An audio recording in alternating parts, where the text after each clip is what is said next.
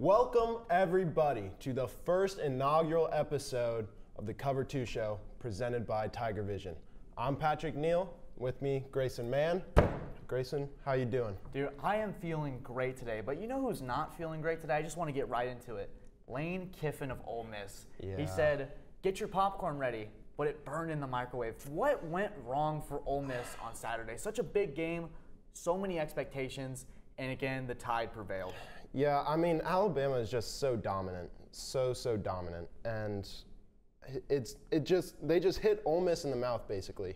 I don't think Ole Miss had too much trouble moving the ball, but just being able to convert on fourth downs. They missed their first 3 fourth downs, I believe, and were like 2 for 5 on the day. But Alabama was able to get out to an early lead. Ole Miss's drop 8 coverage, Alabama was just run straight through them with Robinson having the day he had. I believe he had 36 carries, 171 yards, and 4 touchdowns. Quite the day. Yeah. I think for the expectations, the entire weekend was a lot of big games, playoffs, implications, everything that was happening.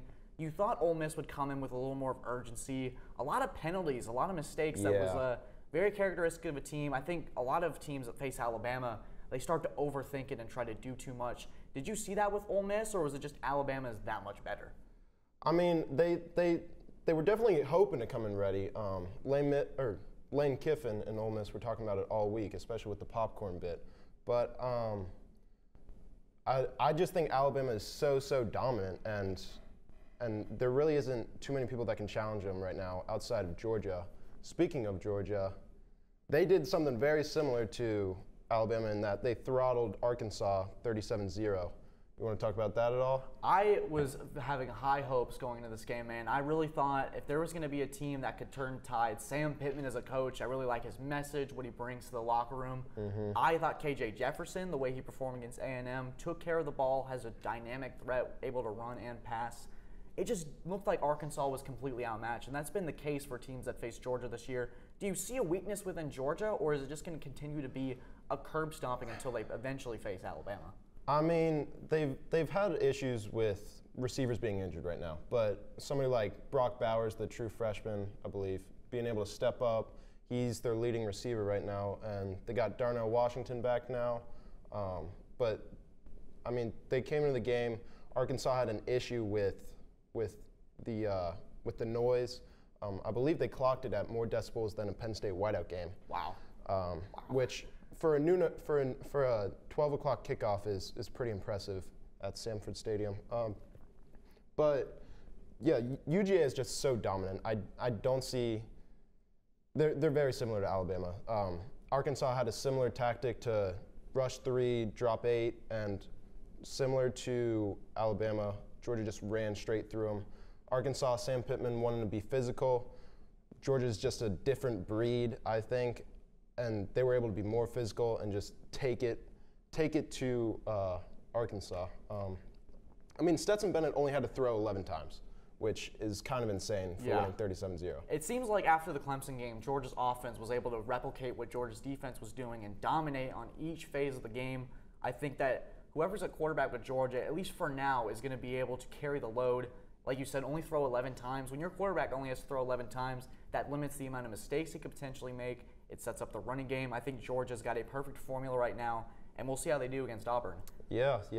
I think they're pretty set up to do pretty well against Auburn. I think a big theme this weekend was defense, and another team that has got a really stifling defense is Cincinnati.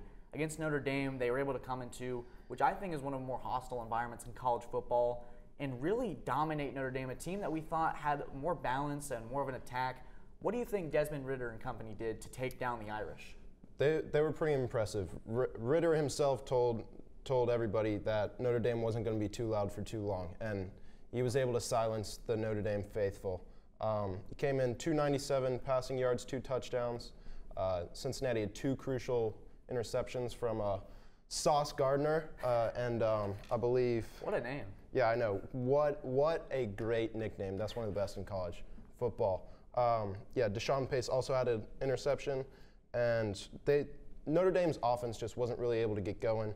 They had issues with Jack Cohn, eventually brought in Drew Pine, He had a few good moments. He had a pretty nice throw for a touchdown, but other than that, Cincinnati has been, I think, one of the better teams in college football. They've been certainly surprised, and I think for the group of five, they're watching that game hoping that Cincinnati can be what we all thought UCF could potentially be in 2018 when they had McKenzie Milton. Does the group of five finally get their chance to be represented in the college football playoff, or should we wait to see how Cincinnati's season plays out? I mean, based off of, so they lost one game last year, and that one game being UGA, they almost beat them. So they have a little bit of credibility coming into this year. Right. And I think if they're able to continue to stay undefeated this year, behind Ritter, behind players like Gardner and their defense, Luke Fickell's a great coach, and I don't see how much more they can really do to get a shot at the playoffs. If they go undefeated, win the American Championship, and do pretty much everything they need to do, I don't understand, and they don't get into the playoff, I should say. I don't see how it's possible for a group of five team to do so. Yeah. It's all about taking care of business at this point. They're not in a position where they need chaos to happen because already so many teams, Notre Dame, Oregon, Ohio State have dropped games. Cincinnati's in a prime position right now to just play games, play football, play the style they want to play, and they should be in the playoff if they're undefeated. Another big surprise, Kentucky over Florida. I think Kentucky has shown a lot. Offensively, they're not really that spectacular, not special, pretty underwhelming, but they're getting it done. What has Mark Stoops done for that culture of Kentucky? They could be undefeated going into a really unfamiliar stretch when they face Georgia. What do they need to do this weekend? I mean, they're playing LSU this weekend, and we'll get to it a little bit later, but they had a great game against Florida, did what they needed to do, as you said. Mark Stoops, a very underrated head coach.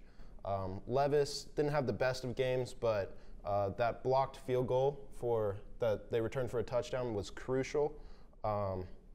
And I mean, they're coming in undefeated, and Mark Stoops has got them being one of the best Kentucky teams in a real long time. It's a little bit surprising, considering how much success they normally have with basketball, with the success they're having with football this year.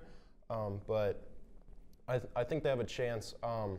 As for Florida, they come in the week before playing Kentucky. They would come in almost beating Alabama, which was pretty surprising. Do you have thoughts about the whole QB situation with Anthony Richardson, with Emory Jones? I think they probably should have given Anthony Richardson a bit more of a shot, but I don't know what you think. I think Emory Jones is a fantastic quarterback. He makes a lot of plays, but based off of the stuff I've seen from Anthony Richardson, he's an electric playmaker. He's able to do it in so many different ways. Why not give him a shot?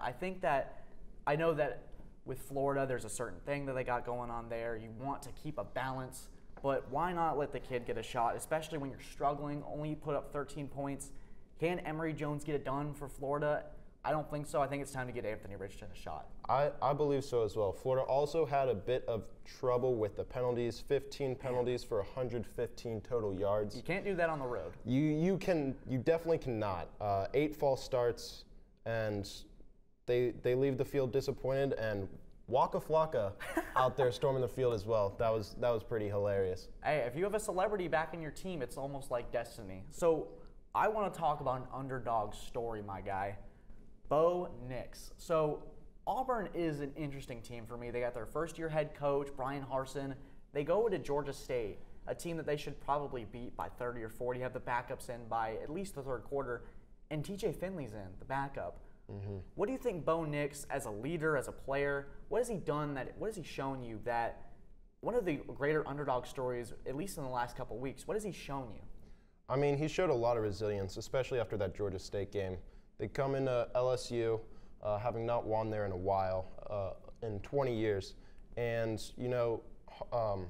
Harsin was probably with a real short leash, or had a real short leash on him after Nix got benched the week before. TJ Finley returning to face his former team. But Bo Nix, I'm sure you all saw it, had some phenomenal plays, some Johnny Manziel type plays. But he was also very good at protecting the football, doing what he had to do, making the smart play. As for LSU, I don't know what your thoughts are on it, but they're struggling a little bit. They are struggling to run the football. I mean, if you can't be multidimensional, if you only can use one aspect of the game, especially on offense, it's going to be trouble, especially with an inexperienced quarterback. Max Johnson is so nice with the football. He makes great decisions, but it cannot be on him. LSU, this is not a 2020 national championship team with Joe Burrow where they can throw the ball 50 times and have NFL receivers like Jamar Chase. You had Justin Jefferson. This is a team that needs to score points but also be balanced. And I think that we're going to start to see that, and I'm going to throw out a hot take, I think Ed Orgeron is in trouble. What do you say about that? I can definitely see that. I mean, Coach O, the 2019 team was one of the greatest we have potentially ever seen in college football. Oh, for sure. And that doesn't happen very often. So when you have basically all of his players go to the NFL the next year, I believe. I think almost a lot of them got drafted. I want to say it was 20 out of 22 starters left ridiculous. or got drafted. But when you have so much replacement that you have to go through, it's on the coach to be able to rebound. Now, nobody was expecting, I don't think, LSU to be as strong after Burrow and Chase and all them left. But it's still on Coach O to be able to do what he has to do to maintain a level of competitiveness within the SEC, right. I believe. I think that for LSU, the most important thing, they don't have to necessarily be Bama every year. They caught lightning in a bottle with that championship team. They just need to be competitive, going against teams like UCLA, teams that they should really, Auburn at home, a team that has a quarterback controversy, games that they should be winning. They got to be able to run the football better. LSU is more known, for me at least, have a balanced attack and is explosive. You had Leonard Fournette, Clyde Edwards-Helaire, running backs that could get it done. I think for Orgeron, it's just about picking up the pieces and figuring out, especially with Kentucky coming to town. That's for sure right. I mean, he doesn't have too much time, I don't think, though. No. He might be, like you were saying, in a bit of trouble if he struggles against this Kentucky team.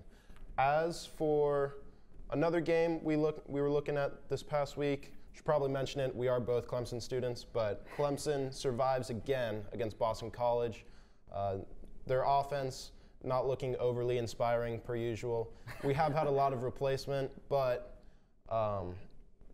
Dabo and DJ, I mean, they're just struggling, I think, on the offensive side. I think it's I think when you go through any turnover, it's just like we were talking with LSU. You replace all of those prominent players. You replace probably the best quarterback in the country. You replace probably the most explosive running back in the country. It's going to take time to be able to at least not replicate that, but at least get to a format where you're comfortable with. DJ, obviously, this is his year. This is his team. Last year, we saw a lot of flashes of what he can be, but there also wasn't a lot of pressure. I think for Elliott, it's crucial for this year. You're not going to make the playoff, maybe a chance to win the conference. Try to evolve the offense. Try to be creative and try to find new ways, especially in a year that feels very experimental. What do you say about that? Yeah, I think he's just got to try and find how he can utilize Big Cinco in the best way possible. He had a few overthrows that could have led to touchdowns. He hasn't been the most accurate passer all season. I believe he did have around 250 yards, but second or third game in a row where Clemson has not had a passing touchdown. Kobe Pace looked good. He had over 100 rushing yards, I believe. Broke off a big run to start the first quarter. Mm-hmm. But again, it's just a new year. You're right, a new era with T-Lock going out. But I think they just got to try and find what works best for DJ and how to best simplify the offense for him. Yeah, each week is an experiment. Clemson has a bye week, so they're going to be able to watch some film and study. Speaking of this week, what are you most looking forward to? We got the Cotton Bowl, Texas versus Oklahoma. Oklahoma's a team that has struggled to be able to separate themselves. They started off with very high expectations, almost Heisman Trophy expectations for Spencer Rattler. What do you think Oklahoma has to do to show that they're still the same team of last year in the past, making playoffs, scoring tons of points? Their defense has played well, but their offense has not carried the load that they usually do. Yeah, I mean, Oklahoma's been pretty uninspiring this whole year. They've kept it within 7 points of every single FBS team they have played so far, and the offense is just not looking great. Their running game is struggling a little bit. Rattler hasn't done what most people expected him to do in terms of being the Heisman front running. And I think with Texas coming in, Casey Thompson, Bijan Robinson, perhaps the best back in the nation. I would agree with that one. Steve Sarkisian coming in, looking to get an upset. I would watch out for this game if I were Oklahoma. It's the battle of the new SEC members, so I guess we'll see what that SEC strength is like between those two. Yeah, and I have a player to watch for you. I think Spencer Rattler, he's really stepped up against Kansas State. I think that booing against West Virginia on primetime national TV, you had Spencer Rattler just say, hey, I'm not going to worry about it. I'm just going to do what I need to do.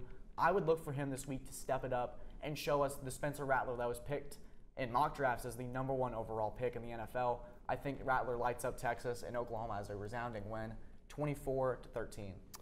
As for me, I'm gonna go with the little upset here. I think Texas's offense might just be too much for Oklahoma.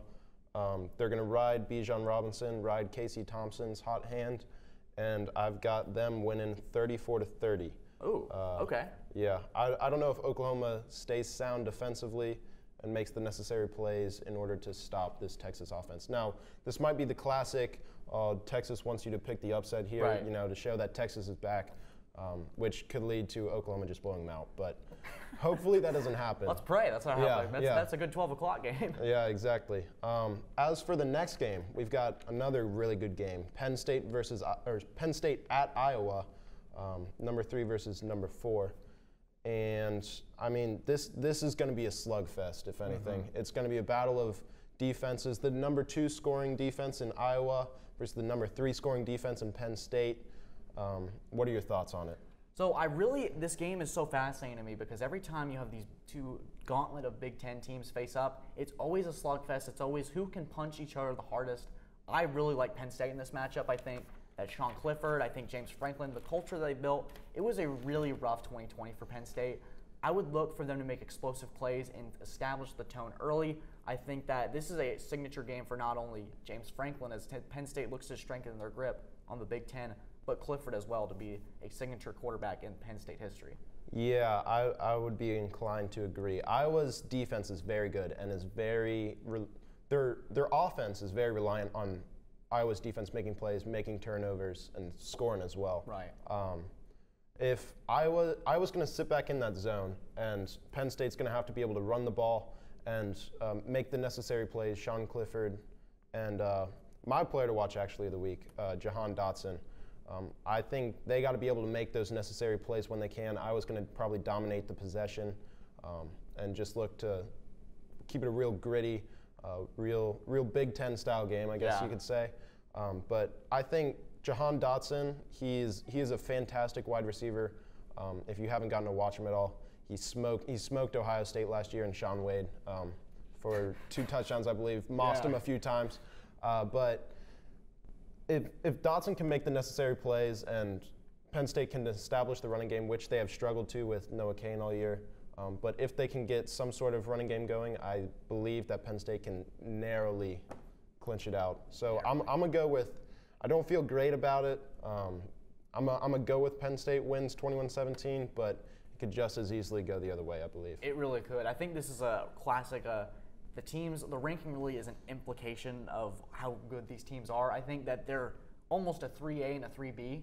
I got Penn State winning this game 17-14, but I think that it's just going to come down to who makes that last play, who makes that last punch. It could be either team. I think this game, you could honestly make either pick and not really be wrong in that sense.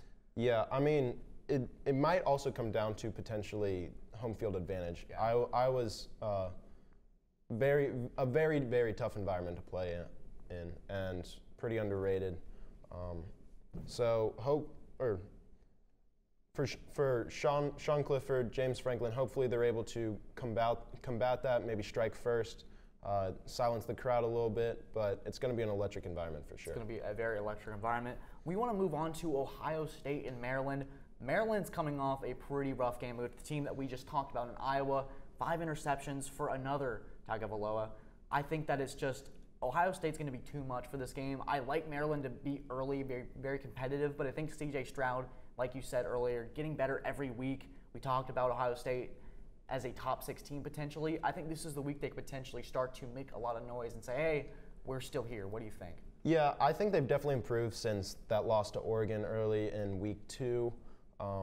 their defense last week held Rutgers to 13, and they've got 2 freshman standouts on both sides of the ball. Travion Henderson is looking really good. He's looking like potentially the next great Ohio State running back behind Ezekiel Elliott, Archie Griffin, players like that. And it's going to be 2 high-powered offenses. Denzel Burke on Ohio State's secondary, a true freshman as well, came up with a big pick 6 last week against Rutgers, and he's looked pretty good. But Ohio State's secondary has continued to struggle under Kerry Coombs. But it'll be a good game, I think.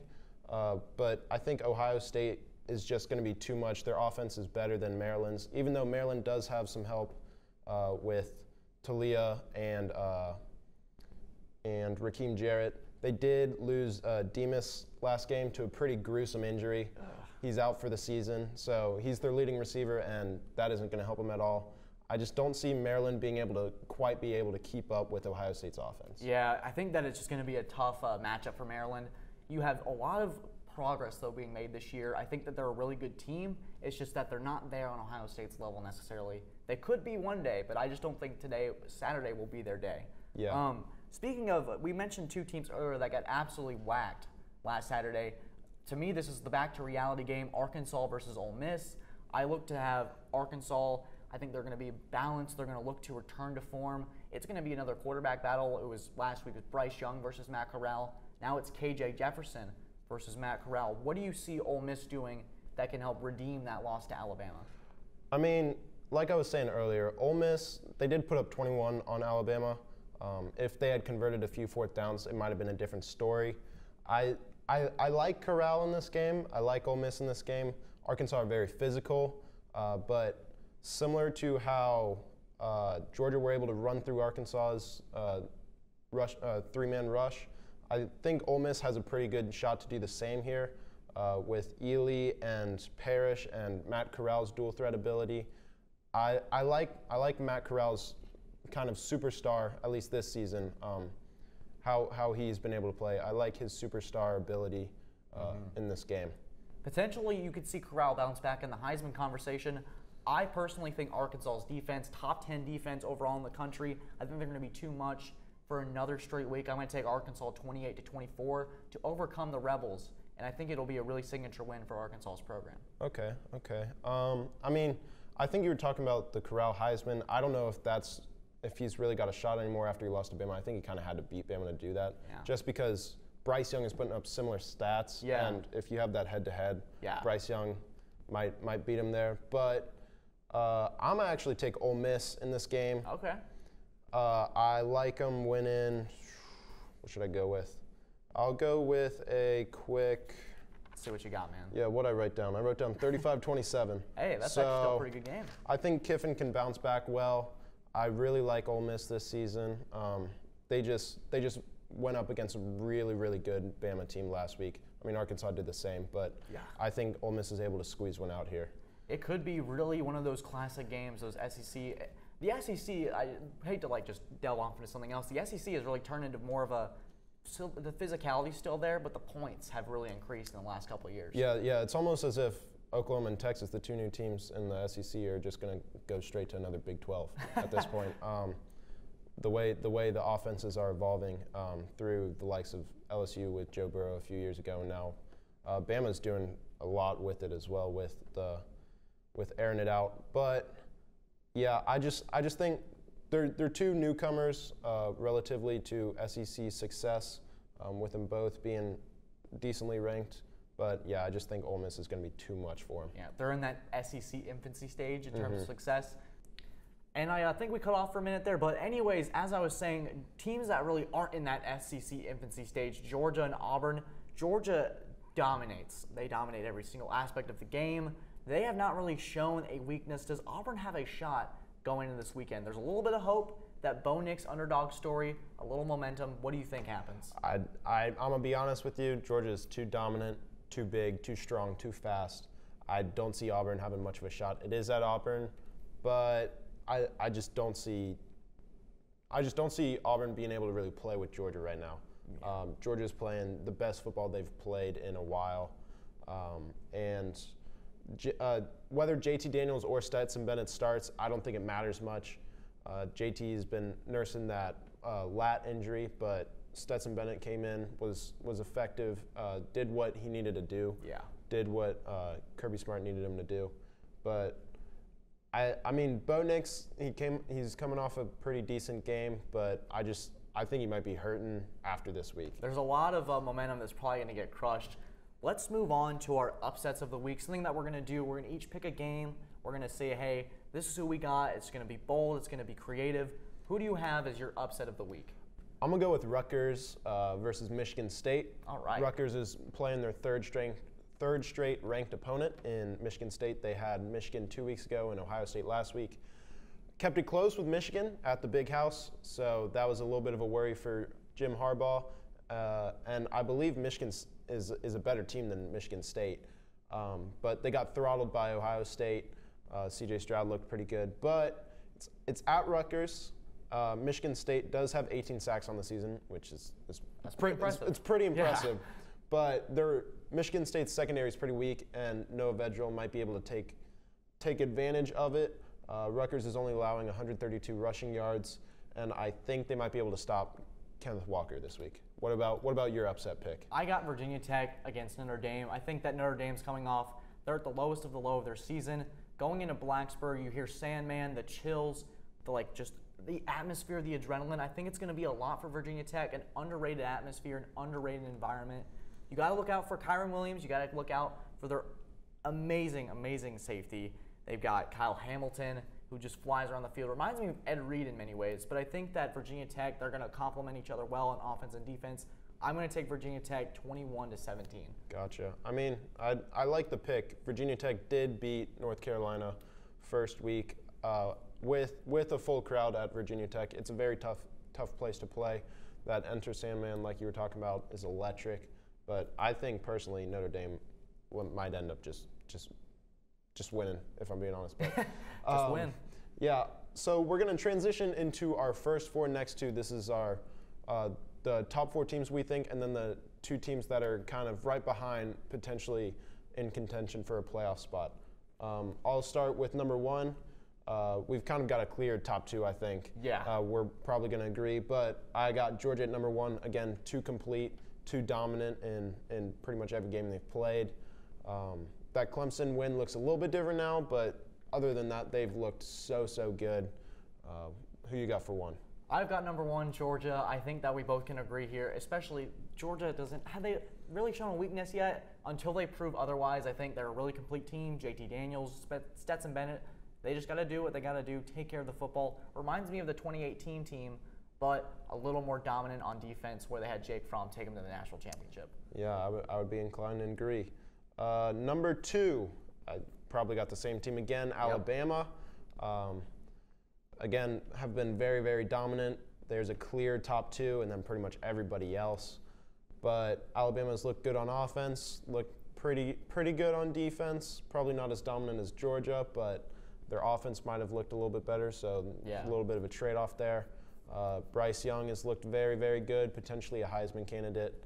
And Bijan Robinson even had a pretty insane game last week with 171 and 4 touchdowns. Yeah, Alabama, there's not much to say here that you really can't, with these 1 and 2 teams, there's not much to add to the discussion. Alabama's just dominant. Georgia's dominant. That's my number two. I don't really have much else, but Bryce Young, they just keep on winning. Nick Saban going against Texas A&M. We'll see how it goes, but Alabama's probably going to dominate. Yeah, I would be inclined to agree. Who you got at number three? At number three, I've got Iowa. I really like Iowa's defense. I like what they've shown me. I know I said earlier in the show that I had Penn State beating them, but as of right now, I think they've shown me a lot. They have a really great defense. They swarm to the football. Like I said with Virginia Tech, also they complement each other well. This is going to be a Big Ten slugfest.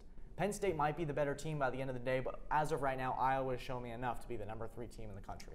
For me, I got Cincinnati at number 3. They've done what they've had to do and take care of business. They're coming back from last season, still pretty strong. They got Desmond Ridder, who we've talked about is a potential Heisman candidate. I like him and his leadership. Luke Fickell has looked very good as a coach. Yeah. that he's potentially going to USC or another job similar to that. That's a discussion for another day. Yeah, but Cincinnati, they look tough. They've looked good. Beat Notre Dame, have done what they've had to do, and I just see them as the number 3 team right now. So for number 4, I've got Cincinnati. I like all the points that you bring. Luke Fickell, Desmond Ridder, Heisman candidate, Heisman story. I think that the story of Desmond Ridder is so underrated with college football. A group of 5 team potentially finally getting that representation that UCF so desperately craved. I would be really good for, I think, just college football to have a new face, new geographic location. I really like what Cincinnati does as a defense. They just win games. They don't lose it for you. I think that Cincinnati will prove that as they continue to go undefeated and try to win the American Conference. Yeah. As for my number 4 team, this might be of a bit of a surprise. Struggling with it before game. My 4 through 7, I was having basically a mental breakdown at this point. It was rough. But I decided to go with Michigan at 4. Oh, man. Blake Corum, Hassan Haskins, great running game Jim Harbaugh has. He's got an identity. I mean, they might end up blowing it soon. But until then, you got Caden McNamara throwing the ball around. He had a pretty good game last week, and they've got a good defense as well. So it's pretty complete until they get to playing the likes of Penn State, Ohio State. I don't know how much we're really going to be able to know, but until then, they've earned my respect, and I've got them at the number 4 spot. I really like that. Well, you want to go ahead and tell me what your number 5 is? I'm sure you're going to surprise me again. Yeah, I've got Ole Miss. So, oh man. That's probably a surprise for most people, and most people probably don't even have them in maybe their top 10.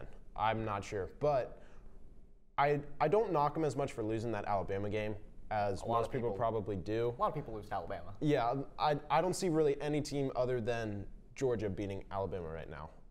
But Ole Miss, they've got a very sound, very electric offense. They've got a competent defense, not the greatest, but Matt Corral, Lane Kiffin, been very good.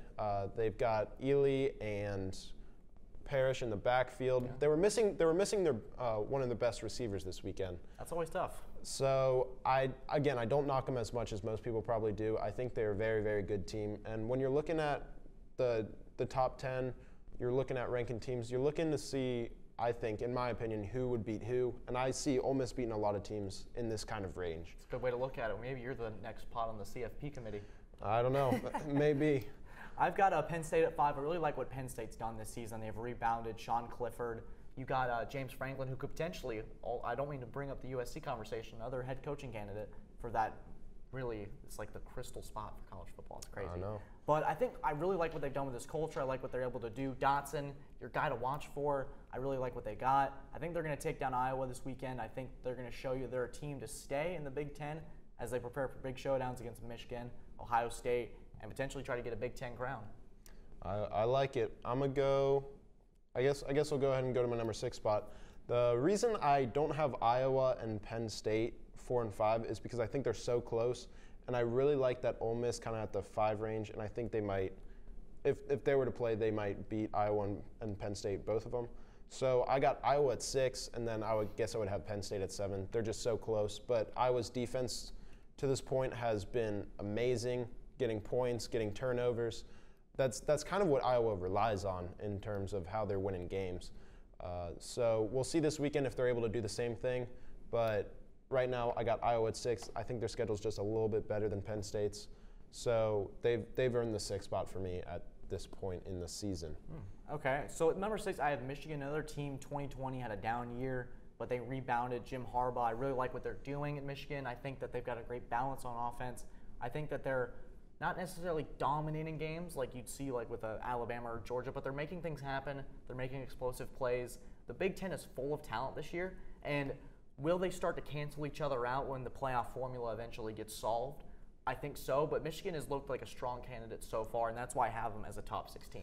I agree. I mean, the Big Ten, especially the Big Ten East this year, is super deep. Yeah. The Big Ten, I would almost say, is at a certain point maybe even more deep than the likes of the SEC. I don't know. That might be a bold take, but the Big Ten has some good teams this year, whether people want to admit it or not. But you're gonna have SEC fans protesting outside the building, man. Yeah, I don't know. We'll wait and see. But I like the Michigan at 6. Yeah. I can understand it. I mean, I got them at 4, but that's pretty much all we got for the show. Grayson, you got any closing thoughts or anything? I think you guys need to get ready for a fantastic weekend of college football. We're certainly going to be looking forward to it, texting back and forth.